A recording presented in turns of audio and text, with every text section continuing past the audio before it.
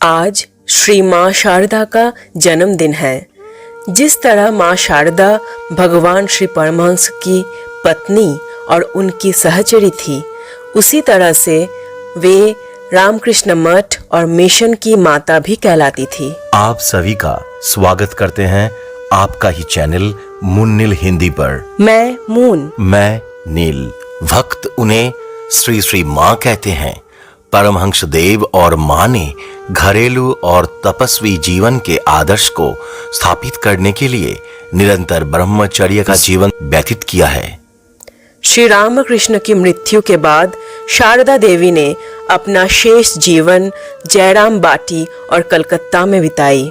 उनका पूरा जीवन अपने पति, भाइयों और भाभियों और अपने आध्यात्मिक बच्चों की सेवा और बलिदान के लिए समर्पित था।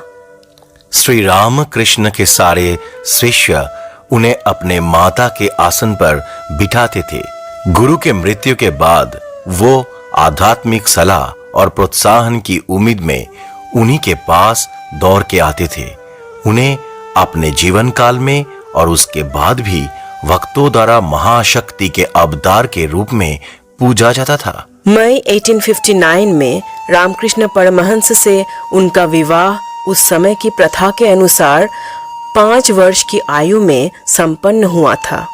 श्री रामकृष्ण उस समय 23 वर्ष के थे। इस समय श्री रामकृष्ण कठोर ब्रह्मचर्य का पालन कर रहे थे।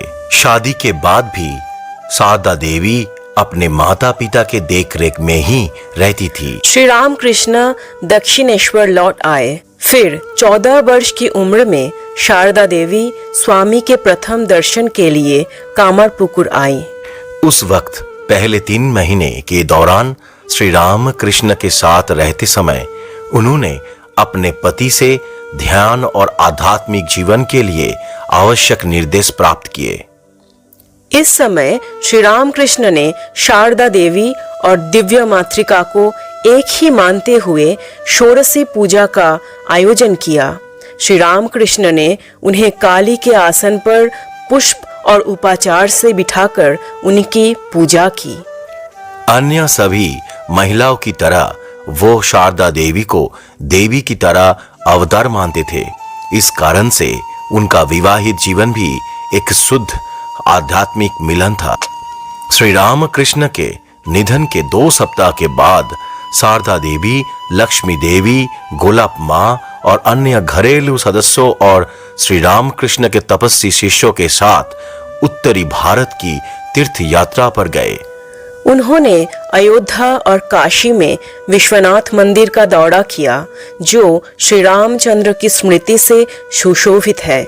बाद में उन्होंने भगवान श्री कृष्ण के लीला क्षेत्र वृंदावन का दौरा किया और इसी वृंदावन से एक गुरु के रूप में उनके जीवन की शुरुआत हुई थी। उन्होंने श्री रामकृष्ण के शिष्य जैसे महेंद्रनाथ गुप्ता, योगेन महाराज आदि को मंत्र दीक्षा दी। इस वृंदावन में ही श्री श्री माँ के रूप में शारदा देवी जी की अस्तित्व शुरू हुआ। तीर्थ यात्रा के अंत में शारदा देवी कुछ महीनों के लिए कामरपुकुर में रही।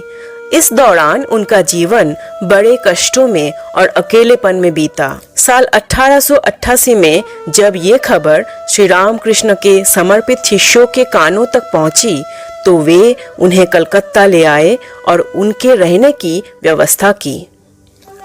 स्वामी शारदानंद ने कोलकाता में उनके लिए एक स्थायी निवास बनवाया। जयराम बाटी के बाद शारदा देवी ने अपने जीवन का सबसे लंबा समय बाग बाजार के इस घर में बिताया, जिसे मायर बाटी मतलब माँ के निवास के नाम से जाना जाता है। रामकृष्ण मिशन के बंगाली मासिक मुखपत्र उद्बोधनी पत्रिका की ऑफिस यहीं पे थी। उनके दर्शन, सलाह और दीक्षा की आशा में प्रतिदिन असंख्य भक्तों का इस भवन में आना जाना लगा रहता था।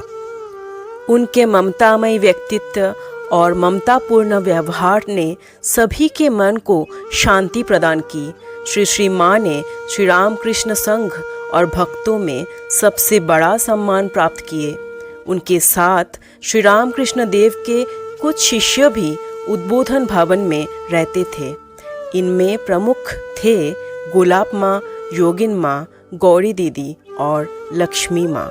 जनवरी 1919 में श्री माँ जयराम बाटी चली गई और वहां एक वर्ष बिताई। जयराम बाटी में रहने के अंतिम 3 महीनों के दौरान उनका स्वास्थ्य खराब हो गया। 27 फरवरी 1920 को अस्वस्थ अवस्था में उन्हें कलकत्ता लाया गया। अगले 5 महीनों तक वे बीमारी से बहुत पीड़ित रहे।